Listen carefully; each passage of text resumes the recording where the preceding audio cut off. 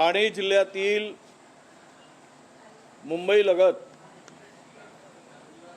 जवळपास 6,000 कोटीची जमीन, ज्याचे बाजार मूल्य 6,000 कोटी रुपये आहे,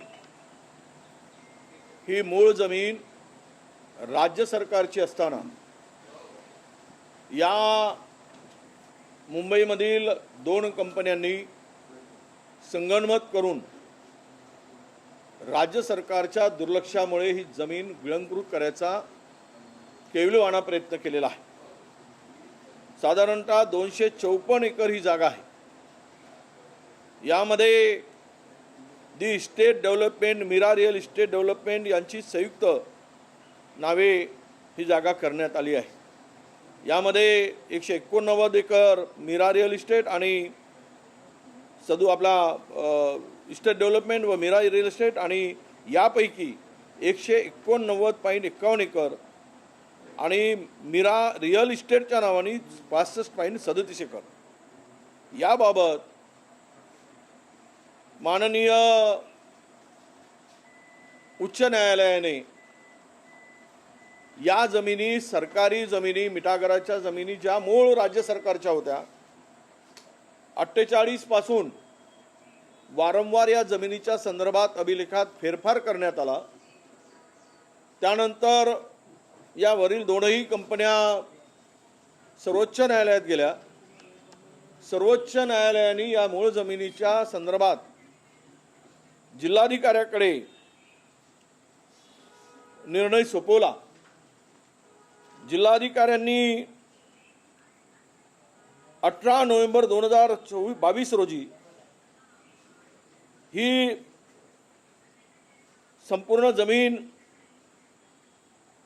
1900 प्रस्तुत जमिनीच्या मालकी हक्काच्या अनुषंगाने सर्वोच्च न्यायालयात दाखल झालेला CA क्रमांक 6743/1996 मध्ये न्यायालयाने आदेशान्वये जमीन मालकी हक्कासंदर्भात जिल्हाधिकारी यांच्याकडे अपील करावी असे निर्देश दिले आणि 18 नोव्हेंबर 2022 रोजी जिल्हाधिकारी ठाणे यांनी या मीरा सॉल्ट वर्क्सचा या कंपन्यांचा दावा फेटाळून लावला आणि जमीन महाराष्ट्र शासनाकडे वर्ग करण्याचे निर्देश दिले। उक्त जमीन जिल्हाधिकाऱ्यांच्या निर्णयाविरुद्ध 8 ऑक्टोबर 2010 रोजी कोकण विभागाच्या आयुक्तांनी त्यांची मालकी जिल्हाधिकाऱ्यांच्या आदेशाविरुद्ध निर्णय देऊन या कंपनीच्या नावाने मालकी करण्याचा निर्णय दिला। या आदेशाला केंद्र सरकारने, त्यावेळेस केंद्र सरकारला लीजवर ही जमीन दिली होती, जिल्हा दिवाणी न्यायालयात आव्हान दिलंय आणि सदरचे स्पेशल सिव्हिल सूट क्रमांक 771/2011 हा दिवाणी न्यायालयाने त्यांचा निर्णय मेंटेनॅबिलिटी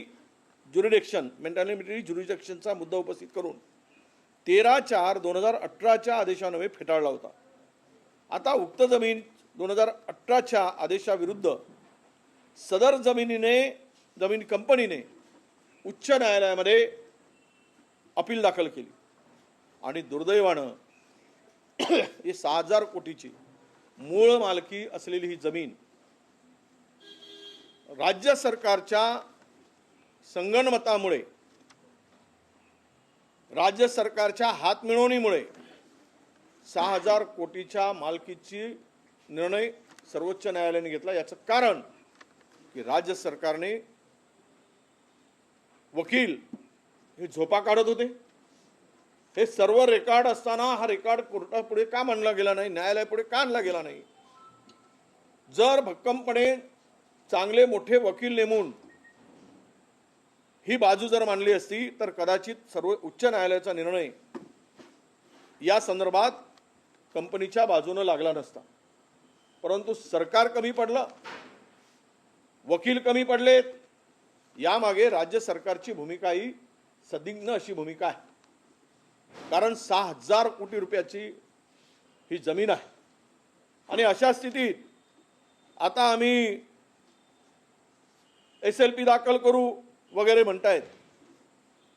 पहिल्यांदा या संदर्भात मदत करायची आणि प्रकरण बोंबाबोंब झाली की मग अपीलमध्ये जाण्याचा निर्णय घ्यायचा. अपीलमध्ये जाणार कधी, जाणार की नाही केवळ कागदावरच असणार की वेळ मारून नेणार आहे. राज्य सरकार किती दिवसात अपीलामध्ये जाणार आहे सर्वोच्च न्यायालयात. एकीकडे राज्य हे डबघाईस आलेलं आहे, आर्थिकदृष्ट्या राज्य संकटात आहे आणि अशा वेळेस राज्यावर कर्जाचा डोंगर वाढत असताना अशा प्राईम लोकेशनच्या जागा बिल्डरच्या, डेव्हलपरच्या मोठ्या प्रमाणामध्ये त्यांच्या घशात घालण्याचं काम महाराष्ट्राचं महायुतीचं सरकार करत आहे आणि राज्याला कंगाल होण्याच्या दृष्टीनं पुढे नेत आहे असा आमचा आरोप आहे. म्हणून माझी स्पष्टपणे मागणी आहे की तातडीनं मोठे लायर लावून या जमिनीच्या संदर्भात अपील सर्वोच्च न्यायालयामध्ये गव्हर्नमेंटनी केलं पाहिजे आणि तिथे सर्व पुरावे जे काही कागद या बाजूचे आहेत, जिल्हाधिकाऱ्यापासून झालेले निर्णय आहेत, कारण ज्युरिडिक्शनचा विषय जो होता या ज्युरिडिक्शनच्या संदर्भात दिवाणी न्यायालयाने स्पष्ट सांगितलं की माझं ज्युरिडिक्शन येत नाही. केंद्र सरकारने ज्यावेळेस निर्देश दिले जिल्हाधिकाऱ्यांच्याकडे तर जिल्हाधिकाऱ्यांनी ही जमीन राज्य सरकारची आहे असा निर्णय दिल्यानंतर वारंवार याकडे दुर्लक्ष करून डेव्हलपरचा, बिल्डरचा फायदा करायसाठी हे सरकार काम करत आहे, हे यातून दिसत आहे. कंपन्या ज्या आहेत त्या कुणाच्या जवळच्या आहे काय सांगा? नाही, या मोठ्या कंपन्या आहेत. असं आहे, कंपन्या कुणाच्या जवळ असण्यापेक्षा या कंपनीची किंमत जमिनीची ही 6,000 कोटीच्या जवळ आहे आणि 6,000 कोटी रुपयाच्या किमतीची ही जमीन जर राज्य सरकारला अंडर टेबल काही फायदा करून घ्यायचा असेल म्हणून दुर्लक्ष केलं असेल किंवा वकील जे यांचे एवढ्या मोठ्या प्रकरणामध्ये मोठे लायर लावायला पाहिजेत. सरकारी वकील काय करत होते, का उत्तम बाजू मांडली नाही, हा खरा प्रश्न इथे येतो. जर हे सर्व ठोस पुरावे असताना मांडले असते तर कदाचित न्यायालयाचा निर्णय राज्य सरकारच्या बाजूने लागला असता. भाऊ, या प्रकरणामध्ये केंद्र सरकारनं पाणथळ जमिनीमधून मिठागर काढले, राज्य सरकारला सगळे दिलेले आहे. आता या निकालामुळे थेट बिल्डरला जमीन मिळेल असं तुमचा दावा काय का? हे प्रकरण SPL स्पेशल लीव्ह पिटिशन आहे आणि सुप्रीम कोर्टात जाण्याचं काही चिन्ह दिसत आहे का तुमच्याकडे? नाही, असं आहे की जर राज्य सरकार या संदर्भात जात नसेल तर आम्ही या विरुद्ध सुप्रीम कोर्टात जाण्याचा निर्णय घेतोय सुमोटो. कारण हे SLP दाखल करत असताना पुन्हा सरकारने जर काही दिरंगाई केली आणि त्याच्यावर थातुरमातुर चौकशी किंवा थातुरमातुर दाखवून त्यामध्ये या सगळ्या कंपन्यांना, रिअल इस्टेट कंपन्यांना, डेव्हलपर्सला फायदा करण्याचा जर प्रयत्न होत असेल तर मात्र हे स्पष्ट होते आहे की सरकार कुणाच्या बाजूने आहे. त्यामुळे ह्या मिठागरांच्या जमिनी जरी होत्या तरी या मीठ वर्क्स ज्यावेळेस पहिल्यांदा त्यांना लीज झाली, या या जमिनी मीरा साल्ट वर्क्सच्या नावे अभिलेखात दाखल झाली. 48च्या पूर्वी दुसऱ्या यांच्या नावानी होती. या अभिलेखात वारंवार बदल झाला पण जिल्हाधिकाऱ्यांची कुठलीही परवानगी त्याला त्यावेळेस नव्हती. ना 48 मध्ये होती, त्यानंतर झालेल्या अभिलेखामध्ये फेरफारामध्ये होती, कुठेच नव्हती. म्हणूनच सर्वोच्च न्यायालयाने निर्देश दिल्यानंतर मालकी ठरवण्यासंदर्भात जिल्हाधिकाऱ्यांच्या अध्यक्षतेखाली एका समितीने सर्व अभ्यास करून ही जागा राज्य सरकारच्या मालकीची ठरवली होती आणि तो आदेश कायम होता.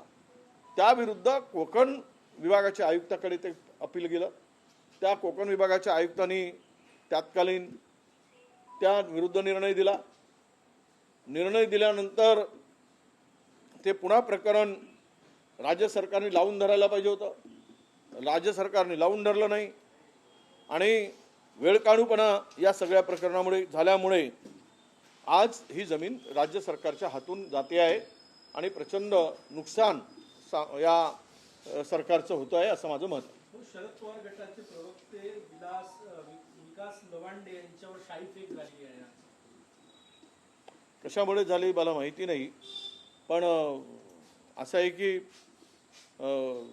एखाद्या व्यक्तीला त्यांचं मत मांडत असताना त्या विरुद्ध असे प्रकार करणं म्हणजेच लोकशाहीलाच धोका आहे आणि व्यक्ती स्वातंत्र्य असेल, बोलण्याचं स्वातंत्र्य हिरावून घेऊन आम्ही म्हणू तेच तुम्ही बोलावं अशी अपेक्षा आता राज्यामध्ये काही लोकांची झालेली आहे.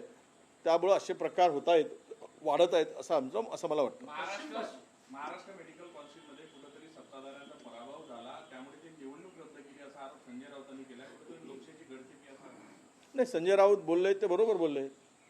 तुम्ही मेडिकल काउन्सिलला स्वतःच्या मालकीप्रमाणे त्याचं गठन करण्याचा प्रयत्न केला.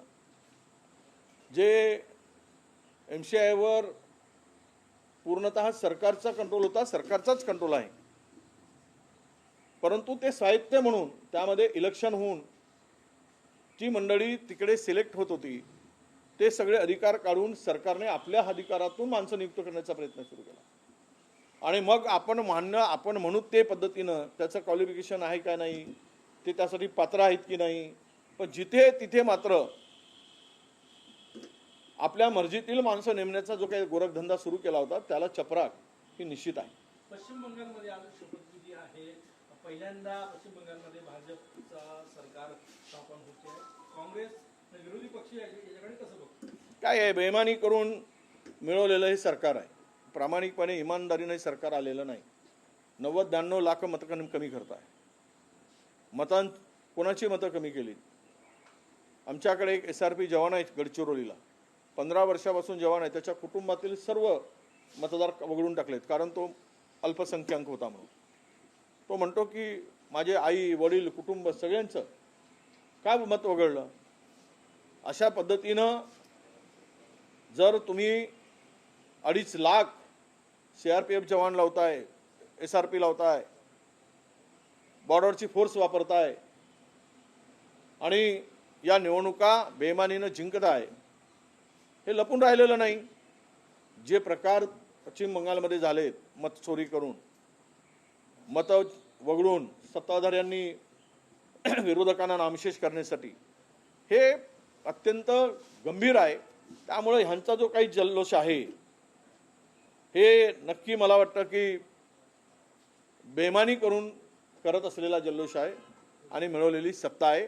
त्यामुळे खरं तर भारतामध्ये अशा केंद्र सरकारच्या सत्तेचा दुरुपयोग करून जो वापर होत आहे त्यामुळे देशभरामध्ये नव्हे जगात आता चिंतेचं वातावरण निर्माण झालेलं आहे. तामिळमध्ये TVKला जवळ करून ते प्रमुखला दूर केल्यामुळे कुठेतरी इंडियाकडे फूट पडण्याची शक्यता वर्तवली जाते. नाही, असं आहे की आमच्याकडे ते आकडे नव्हतेच आणि एक सेक्युलर विचाराचा माणूस म्हणून विजय थलपतीला सगळं आम्ही मानतो, जे द्रमुकला मानतो. त्यावेळेस त्यांना सरकार गठन करण्यात कुठलीही अडचण येऊ नये म्हणून तो निर्णय आमच्या नेतृत्वाने घेतला आहे, पक्षाने घेतलेला आहे.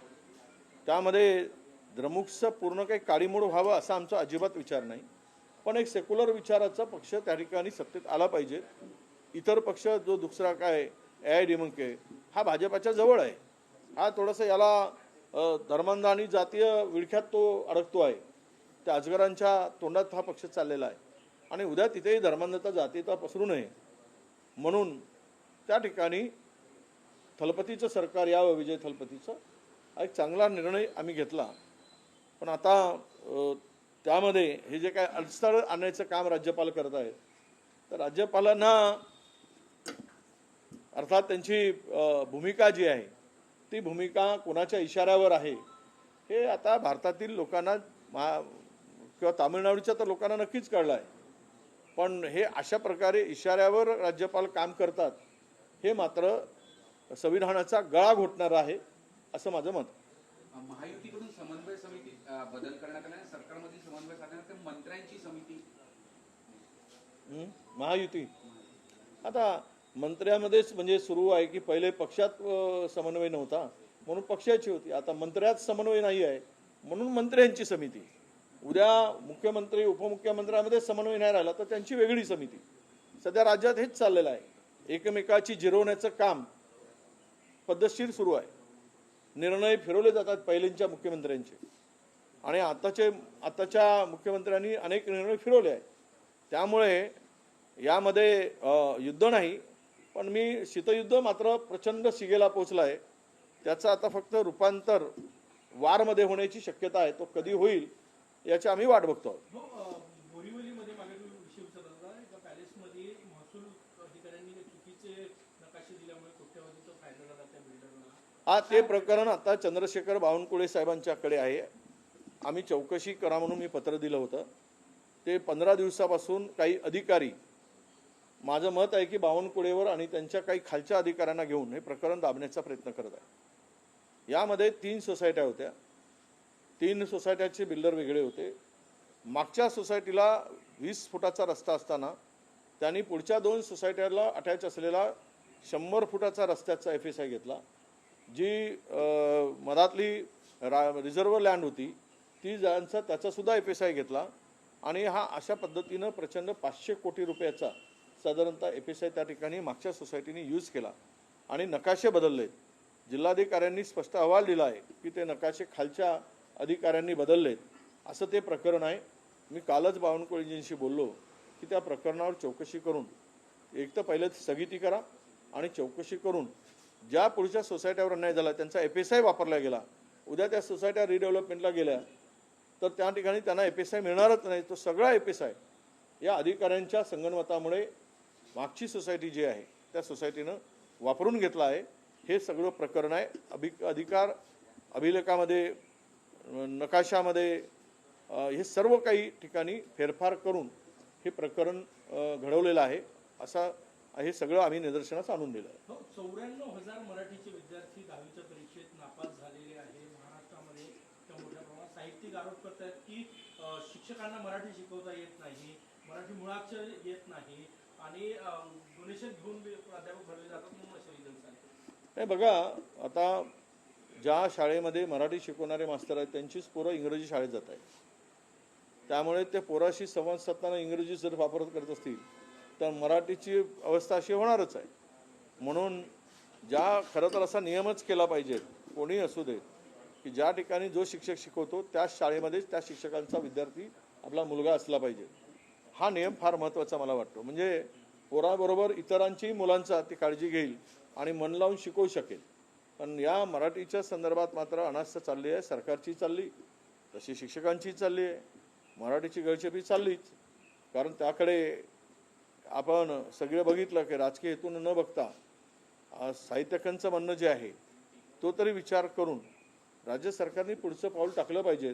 हे होणारं नुकसान इतक्या प्रचंड मोठ्या प्रमाणात विद्यार्थ्यांचं होते आणि विद्यार्थी एवढ्या मोठ्या प्रमाणात नापास होत आहेत.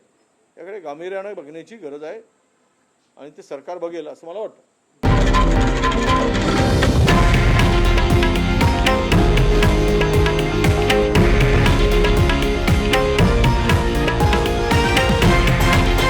हे आहे देशातील नंबर 1 न्यूज नेटवर्क आणि आपण पाहत आहात TV9 मराठी, एकमेव.